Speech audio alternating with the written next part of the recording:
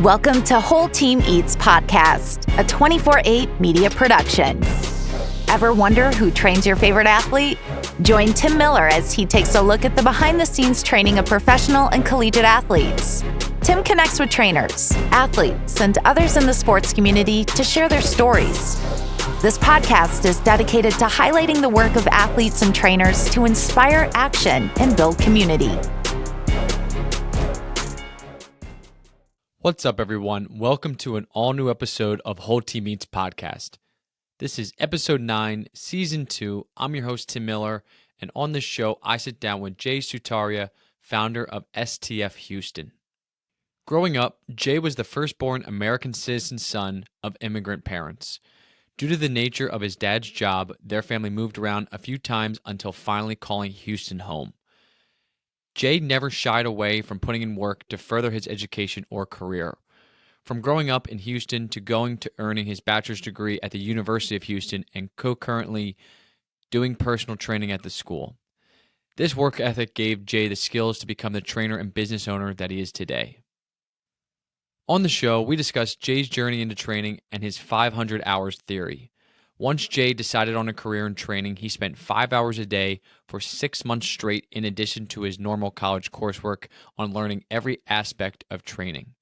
After completing the National Personal Training Institute program, Jay began working at the University of Houston Recreation Center and within 3 months rose to become the top trainer in the facility.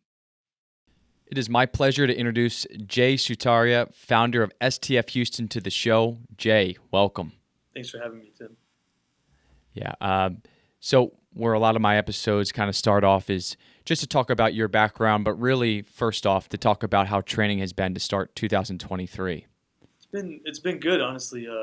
January is always a little slow for I think all trainers. It might be a little slow. It's popular for open gym memberships, and then kind of as the month dies down and you get into February, you see a lot of people that realize they can't do it on their own, and that's for a variety of reasons. And most of the time, what we hear on the feedback side from other people is that they just weren't holding themselves accountable, and that's when they start reaching out to trainers, and they need some help, whether that's direction, which way to steer when it comes to the gym, or showing up, which is a bit the number one thing.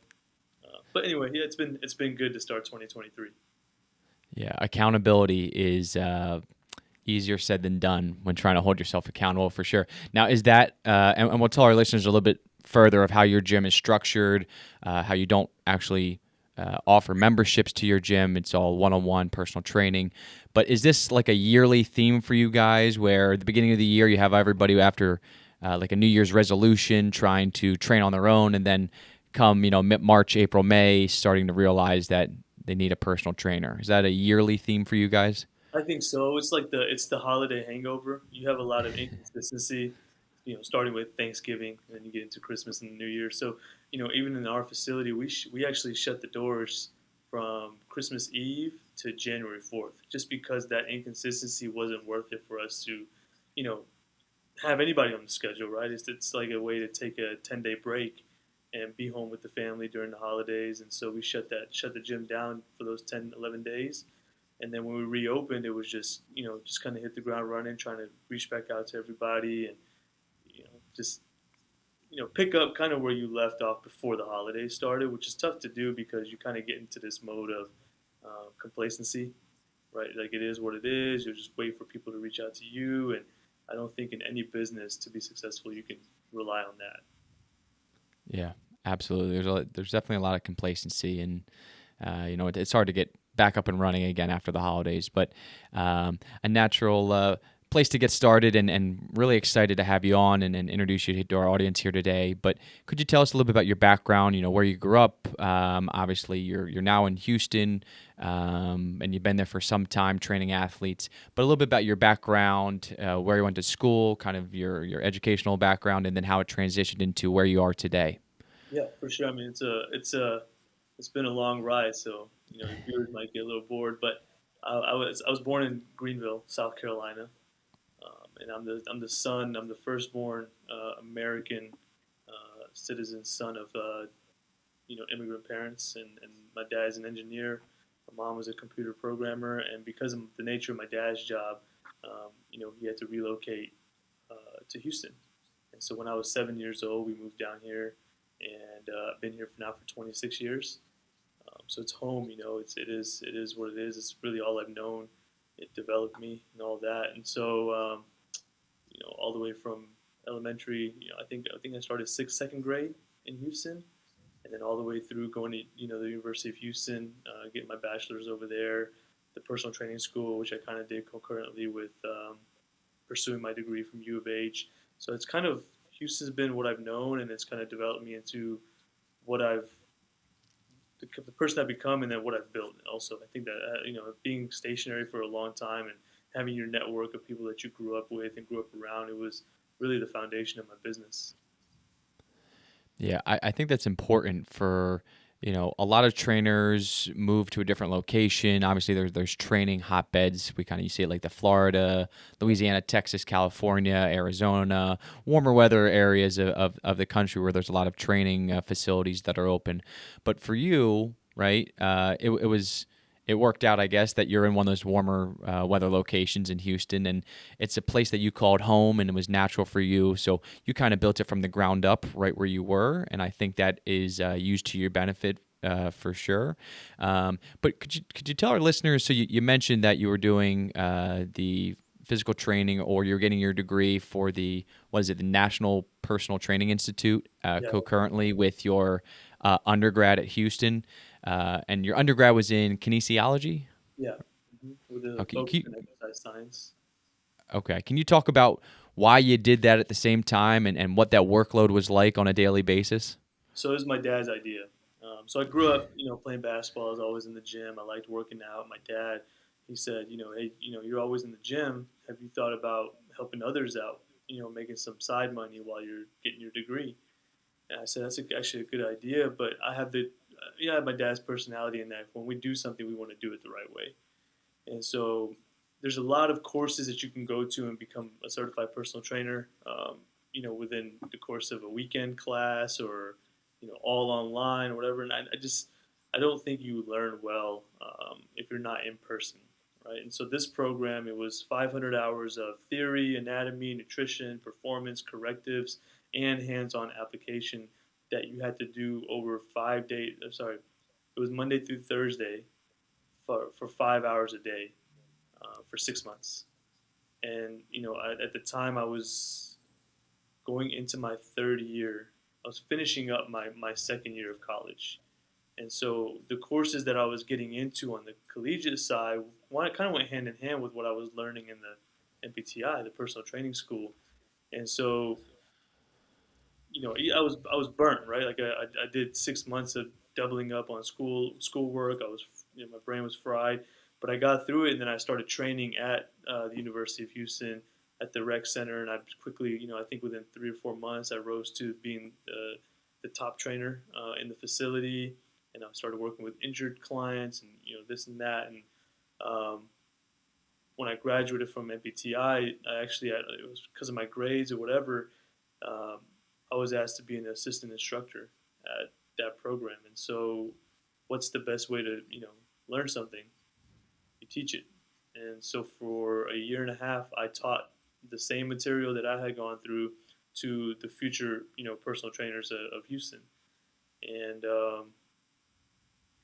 that happened while I was working at the University of Houston. So I kind of had juggling two jobs plus workload at the same, school load at the same time. And then when I finally graduated, it was like couldn't work at the school anymore because I graduated, and then um, I kind of branched off and just went independent on the training side from the jump as soon as I graduated. And you had a background in physical therapy as well? That's what I was and originally. That's when I signed up for kinesiology, exercise science. That was a prereq for physical therapy. So my intention was to go to physical therapy school after finishing and obtaining my bachelor's. And then when I got into the personal training school and I, started teaching, not many people know this. So one of the students that we had was actually by trade. She was a physical therapist that had moved to Houston from England, and she was a student in that class. And then so while I'm teaching her, I just came to realize kind of, and this is not like a knock on her or anything, but it was like a very one-dimensional field where you knew the hell out of the body, right? But your application was too by the book. And training doesn't work that way, right? You have to see things and adapt based on what you see. And so when I saw how one dimensional it was, I made a conscious decision and said, you know what, I think I'm going to stick with training and I'm not going to, go the physical therapy route. I kind of want to be the jack of all trades that knows, a lot about a ton of different subjects. I can work around injury. I can work around performance. I can, work around chronic pain. The only thing I won't do is like nerve related pain, just because it's way outside of my scope. Um, and that was actually, not an easy conversation to have with my dad, who always worked corporate and had steady paychecks and security. It's basically me telling him that I'm not going to go the corporate route and I'm going to be a businessman. How difficult of a conversation was that? I know a lot of folks have that with parents who had a similar background, but was that a difficult conversation for you to have? So I'm very decisive. When I make my mind up on something, it's like I'm going to do it. My dad understands that because he's the same way. But I guarantee it wasn't easy for him to swallow that I wasn't doing PT. But it wasn't. It was probably 2 or 3 years later that he kind of he knew that I was doing the right thing, and it's because of who I started working with. 2 years after graduating from college. And was that professional or collegiate athletes at that point, that early in your career? Yeah, I started working with NFL guys. I graduated in December of 2012. I started working with NFL guys I think it was a year later. It was like winter time of 2013. So James Casey was the guy that really, he was a former tight end for the Texans, the Broncos, and the Eagles. He was the first guy that really trusted me to be like his main guy when it came to his body. And it's because I did a lot of work centering around knee pain. And he had like, I want to say 6 lateral meniscus surgeries leading up to a point where we met. And then, we worked our butts off. It was like 5 or 5:30 a.m. every single day. And then he got picked up by that Bronco team that won the Super Bowl. So he was like the first guy that really trusted me and gave me he doesn't know this, but it really gave me the confidence to go and pursue other professional athletes. And, I kind of had this stamp like, okay, I worked with one of the toughest, he's a stubborn guy, but in a good way because he's a little OCD, right? And so I had to be on top of my stuff every single morning as well, 6 days a week. So, I've never told him this, but he kind of was the framework he laid the foundation that gave me the confidence to go out and say, you know what, maybe all the education that I went through, maybe I do know what I'm doing. Yeah, and I think sometimes it takes a client like that, and I think it was almost beneficial to have that as one of your first professional clients, somebody who is very rigorous about their training and very, as you call it, OCD about their body and how they're working with a certain trainer, because it gives you that self-confidence. If I'm able to work with them and I can back up what I've learned to actually use it in training with an athlete, then it's it kind of just backs up your confidence and validates what you've done over the years as far as the education side. And to say you've put 500 hours in over the course of 6 months, 5 hours a day, is just incredible. The fact that you're able to manage that with your normal college work and simultaneously pursue 2 different degrees, that had to give your dad some confidence that you were going to do it the right way. The fact that you were putting that much time into it, he had to be happy about that. But you weren't cutting corners, that's for sure. And obviously, it shows to where you are today. And your gym has come a long way since you opened. And we know your team down in Houston is one of the very best. But you do have a background. So your gym, and every gym is a little bit different in what they focus on. So you had a physical therapy background, and you quickly pivoted to be a performance-based, but still applying some of that knowledge that you had from your kinesiology, educational, exercise science background, where you're now like a corrective movement facility. Is that what you primarily focus on, or is that just with the athlete side of things? We focus on that with everybody. So the best way. So it's funny, like we do a lot of work with different orthopedic specialists in Houston, and one of the guys, a good friend of mine, Dr. Philip Williams. We had a meeting, and he was like, "Man, I'm trying to send this patient to you because I know she needs you, but I feel weird saying, here go to Jay. He's a personal trainer."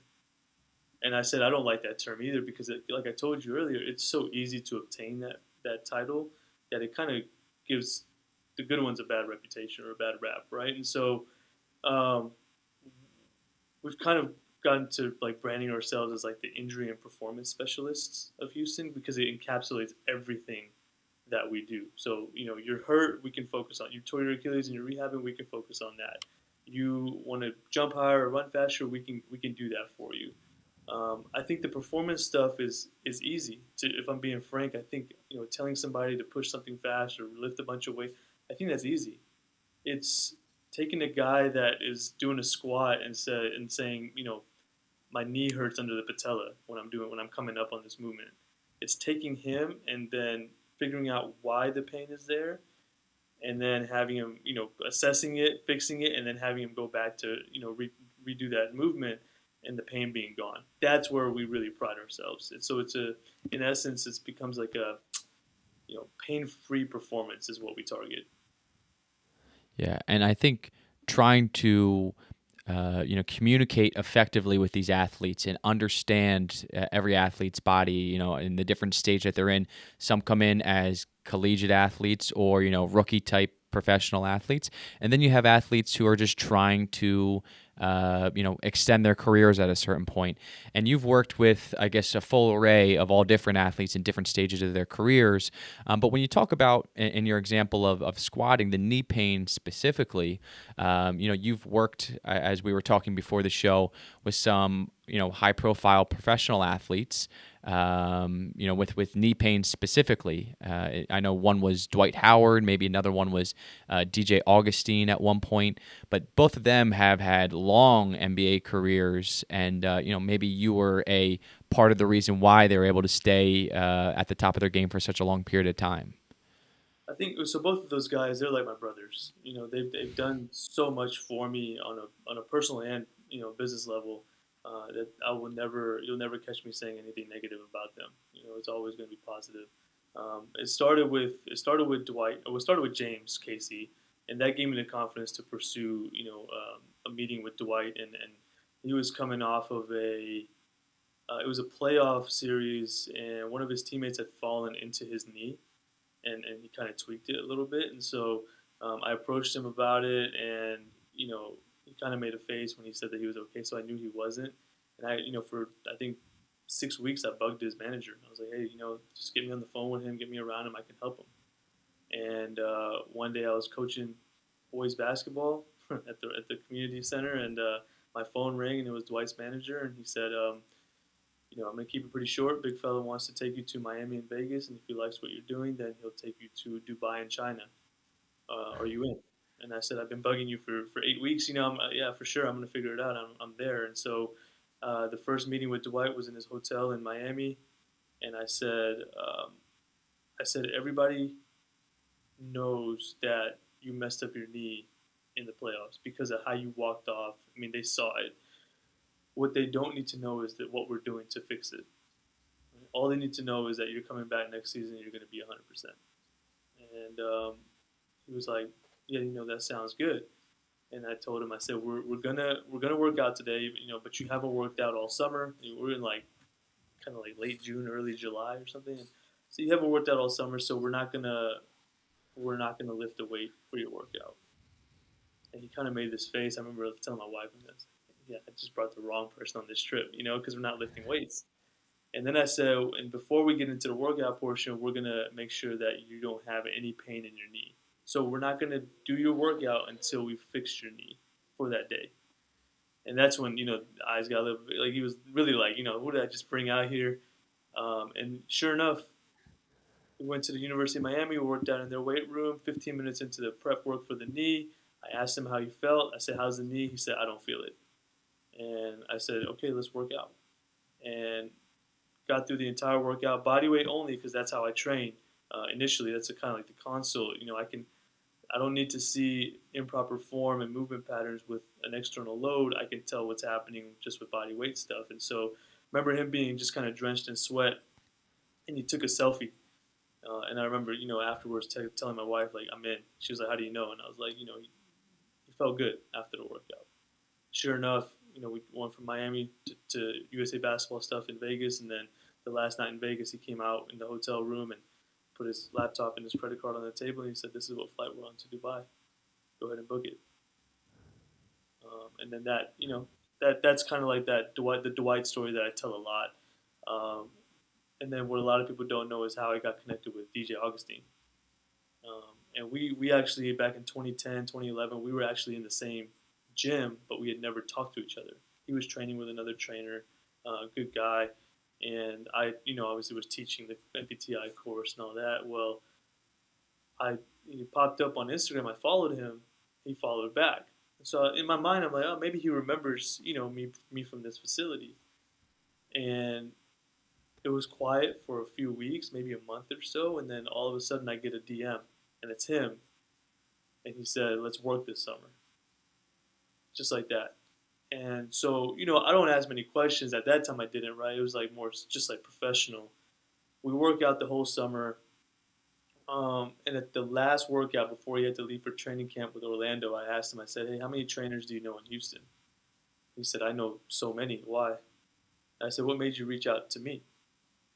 He said, "I saw all the knee work that you did with Dwight and a couple other people, and I've been in the league for 9 years, and I've had tendonitis every single year bother me at some point during the season." So he said, "Every time I do a step back, I feel my knee. Every time I bust to the basket, I feel my knee." And he said, "I was just tired of it." And I'm like proud to say I don't teach the guys how to put the ball in the basket. I don't do that. That's not my job, right? But my job is to keep you healthy enough so that you can put the ball in the basket. And so, I'm proud. Like Dwight knees have been good ever since we worked. DJ, I think he's in year 15 now, so that's been 6 years of working with him. Hasn't missed any time because of his knees. So what the mission was to fix the knee issue, and we accomplished that. And for that, like them giving me the opportunity to do what I do, I always say like I'm forever in debt to those guys. Yeah, and I think that your work doesn't go unnoticed, right? And it's really kind of validated in the fact where you have a guy come in after 9 years of professional basketball in the NBA, having knee pain and knee tendonitis year after year after year, and now 6 years later, he's a 15-year vet, and he doesn't have that pain or very limited pain at that if he does, and has been able to extend his career. And extending his career, and this kind of goes for all athletes, right? You can't work with those other trainers who might teach them skills and how to put the ball in the hoop, right? That's not your side of things. Your side of things is to make sure that they're actually able to stay on the court and be in shape to be able to play their respective sports, which can mean for them 6 years of earning an NBA salary. That is a way for them to actually continue to do what they love, and at that make a lot of good money doing what they love. So it really shows how important you are to the piece of whatever they're doing at that point in time, and you're an important foundation level piece for every athlete with the corrective movements and making sure that you're getting everybody's body in the shape that they need it come the season. So I did want to kind of go back and just touch on a couple things, but before we get there, obviously you've talked about everything that's gone kind of right with your business to this point and getting professional athletes, but I'm assuming there was also some hardships, and every athlete doesn't come when you want it, or like we had mentioned before the show, although you had been set up for quite some time, getting your own facility in your own gym happened somewhat close to when COVID began, correct? Yeah, it was. We opened literally 2 weeks before Houston was shut down. Yeah, that's incredible. So what was going through your head? You're saying, okay, I finally have my own facility, and then COVID hits. Like, what was your reaction, and how did you kind of navigate that time period? You don't have any reaction, but you got to make it, right? You just have to figure it out because we signed a 3-year lease. So what else? You know what I mean? Like, what else are you going to do? And so for me, it was COVID hit. We got very lucky that the city of Houston classified us as an office space, not as a gym. So the inspector came in and said, "You guys do one-on-one appointments, so I don't need to, you know what I mean? That you're an office space. You're more like a PT clinic than you are a gym." And so he allowed us to, obviously keep the office occupancy. And because of that, we didn't have to shut down. Toyota Center was shut down because the NBA stopped. Players couldn't go into that facility. On top of that, we had all the other, big box gyms, and their trainers couldn't work because they're classified as a gym, so they actually had to shut down. And so out of that, you take the positives of it. And I don't like saying this much, but I think COVID kind of, as a business, it helped us. It kind of sparked us a little bit because we were able to get, clients from all different directions because we were open. And then, they come in, they're exposed to a cool, nice facility. They're exposed to training at a level they've never had it before, and they don't leave. Yeah, it's you don't hear that with a lot of businesses, but you're right. In your business, when most everything was shut down at that point in time, and yours was able to remain open, it does act as somewhat of a growth engine for your business, where you have clientele coming in and understanding your gym setup and who you are, and meeting the team, and that is a great way to see that what is initially is faced with a hardship and kind of turn it into a success story at the same time. And what would you say to? I know we discussed this before the show as well, but for collegiate and professional athletes, I guess especially professional athletes who are trying to remain at the top of their games. Obviously, they're working on their bodies and making sure that they're able to stay, because you hear it everywhere. The number one thing for professional athletes is their availability. And without availability, it doesn't matter how skilled you are. If you can't stay on the court, you can't make a living. So what would you say about athletes making an investment in their bodies, an investment in themselves? I think it's the number one thing, and you said the right word, like training. When you're a professional athlete, your body is your moneymaker. And so cheaping out on the one thing that makes you your money, it blows my mind. I don't understand how you do that, right? Like I always say, if I was a professional athlete and my body was my avenue to earning millions of dollars, I would probably take 25% at a minimum of my salary and reinvest it into my body, right? At the end of the day, if you have a guy that's making $8 million a year, right, and you cut that down, let's just call it $4 million after taxes. You have $4 million after taxes that you're making, and your training expense comes out to 200 grand. What are you gonna do with $4 million that you can't do with 3.8 million? It doesn't make sense to me. You have to look at it as an expense, and you have to, as an investment. You can't look at it as an expense and say, "Oh my God, I'm just throwing this money away with no guarantee on me getting the next contract." No, that there is precedent for guys that keep making more money after. DJ is a class A example. I'll tell you, one of the first things he asked me when he was traveling to Orlando was a contract year. And he said, "Hey man, can you come to Orlando? Can I get you out here like once a month to make sure that my body is good, because I can't get hurt this year. I have to get my next contract." And I said, "Yeah, but D, I gotta charge you for that, because I'm leaving behind my business, my family, my kid." You know what he said to me, Tim?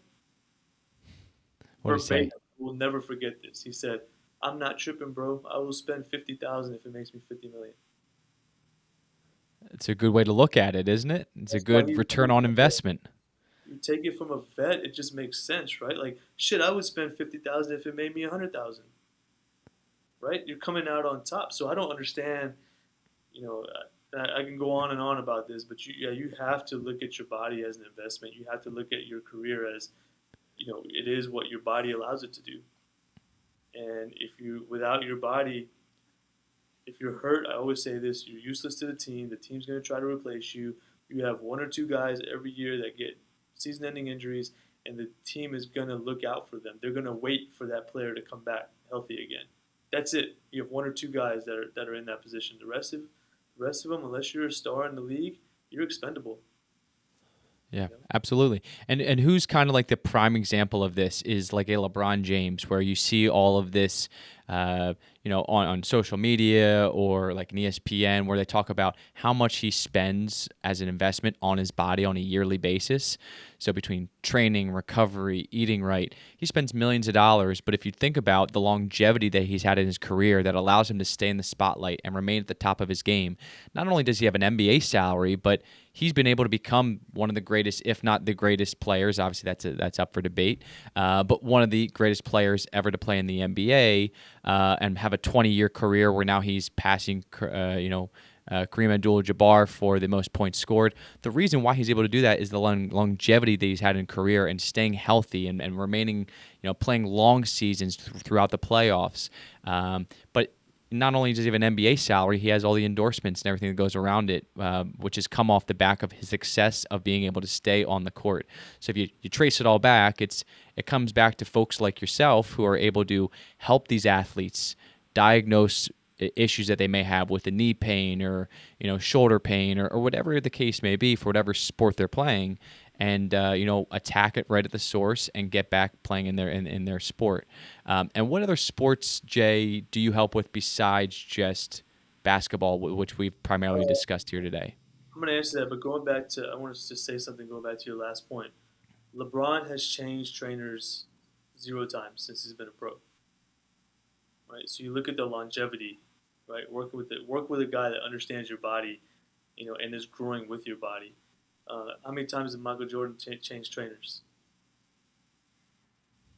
I'm assuming never. Never. Tim Grover was his guy. He worked with the Chicago Bulls staff, and then he hired Tim Grover independently. Right? Kobe Bryant. Never. Right? So you got the 3 arguably best players in the history of the NBA that never changed the guy that they were working with. That in itself count. And you look at a guy like LeBron, who comes out, he's notoriously, and this is open, common information, he's cheap, right? He just came out the other day and said, I'm not paying the $5 for the blue check on Twitter, right? And he's a billionaire, right? But then you have the stories of him putting $1 million a year into his body, right? So is he cheap, or does he just spend on the right stuff? Yeah, I would have to argue it's the latter of those two. Yeah, that's where my mind goes as well, right? So, we get it all the time, like people are coming down, oh, you guys are expensive and this and that. You know what's more expensive? Not getting your next deal. Absolutely, yeah. But the other sports that we work with, we work with women's basketball as well. We've got college baseball players. We work with NFL guys. I'd say the only ones that we haven't really touched on so far are soccer, hockey. You're not going to get hockey in Texas. Yeah, I would say it's primarily NFL, NBA, and now golf is another one that we're getting into. Yeah, and we do have the Masters coming up this week, so that's kind of right on cue when it comes to golf. But I did have to ask, so you deal with a lot of different athletes at this point of different sports. How important is communication with your clients? So trying to effectively communicate and let them know, hey, here's what's wrong, here's my diagnosis, and here's the game plan to attack it. What would you say that is? Because you don't have supervision over some of these clients year-round, right? So that you need to be able to effectively communicate not only when you're with them in person, but also when they're away from your training location. Yeah, it's easy when we're in Houston or when the athletes are in Houston, because that's the reason that we do everything one-on-one, right? There is no communication if you're in a group setting. You lose that aspect of training. And so that's huge for us, just keeping everything one-on-one in our facility. On top of that, when the guys leave Houston and go play for their team, whether it's overseas or in the NBA, we do try to maintain a level of communication. They know that we're open books and accessible at all times. I tell them, if anything ever bothers you, call me. You're not bothering me by reaching out to me and saying, hey, I sprained my ankle, what should I do? And I always say that the less that we hear from a guy during the season, the healthier he is. Yeah, that's a good way to look at it. So the less you hear from him in season is probably a good thing, right? If somebody's bugging you all season about what you do from a correctional and getting guys back into shape, that's probably not a great thing, because it means that they're having some type of pain that is persisting through the entire season for them.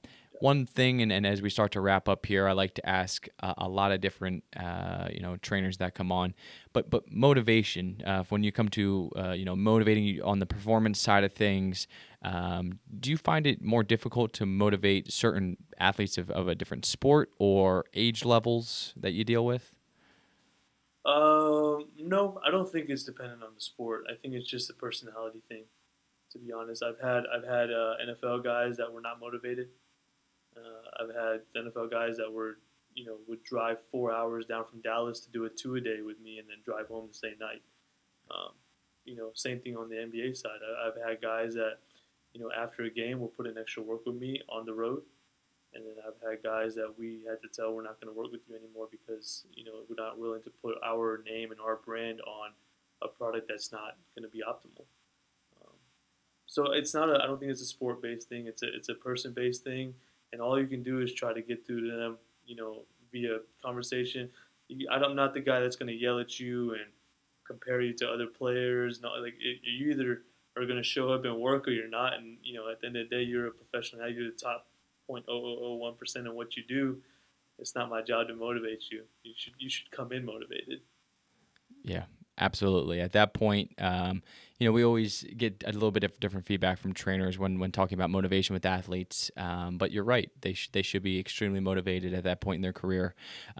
And on the business side of things, so STF, you guys started in what was it, 2011 or thereabout? What in 2011? Um, 2011. So you've been in here for 11, 12 years at this point.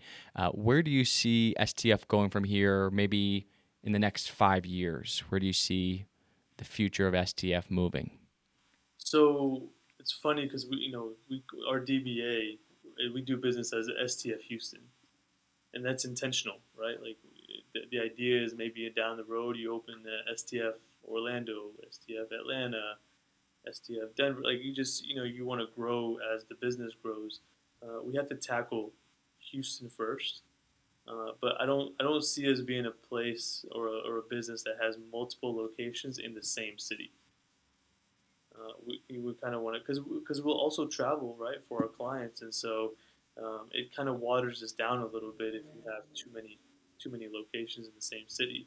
Now, if you could build something, you know very identical or similar to what you've done in Houston in another city, then you start to become more of like a nationwide brand, and then you take that and you kind of go international with it. So I'm telling you, kind of like a 5 and 10 year goal of what we want to do. But honestly, if we don't get there, I'm not upset. I'm very happy just being Houston and knowing that people will travel to Houston to work with us, and that's the most satisfying thing for me.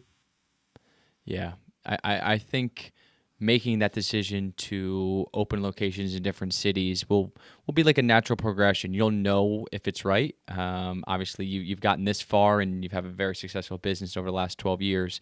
But we would love to see STF in more locations than just Houston.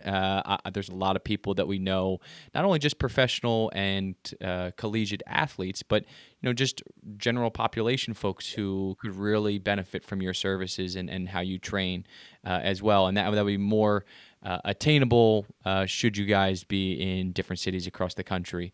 And just to finish up, I know a lot of folks in their training career. Now, you put in a lot of work in with the 500 hours, 5 hours a day. You did everything kind of the right way before Oh, you. sorry, Tim. Sorry, man. Sorry. I usually sit down with this. Did it this time. Yeah, no problem. I'll cut that out. Yeah, Um, perfect. Sorry, man.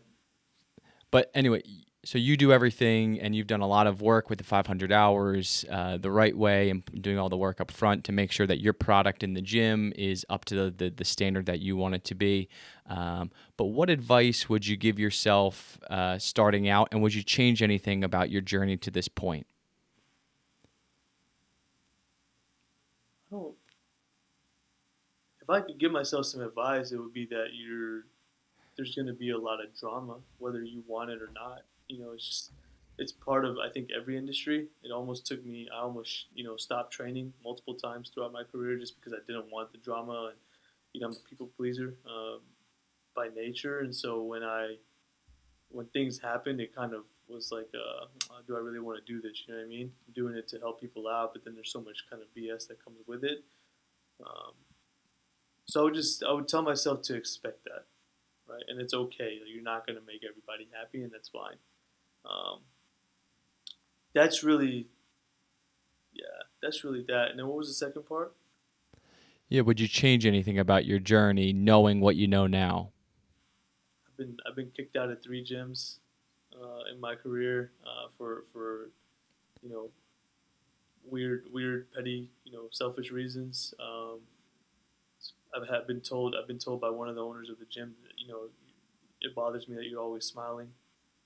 Um, I've been told when I was a young new to this industry, I was 20 years old. I've been told by an owner of a gym that you don't know the first thing about training professional athletes, and then had his professional athlete left him to come work with me.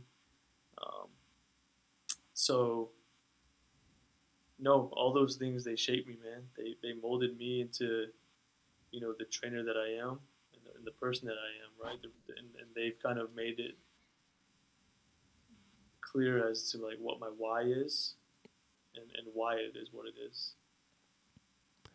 Yeah, and I think that's extremely important to understand your why and what you're doing, and never to deviate from that why. That is at your core why you're training, why you got into training, why you continue to train, and that's important not only just as a trainer, but really in any business, is to understand and why you're doing what you're doing and continue to show up every single day. So once again, Jay Sutaria, founder of STF Houston. It was a pleasure speaking with you, Jay. We're going to be looking to see where you go from here.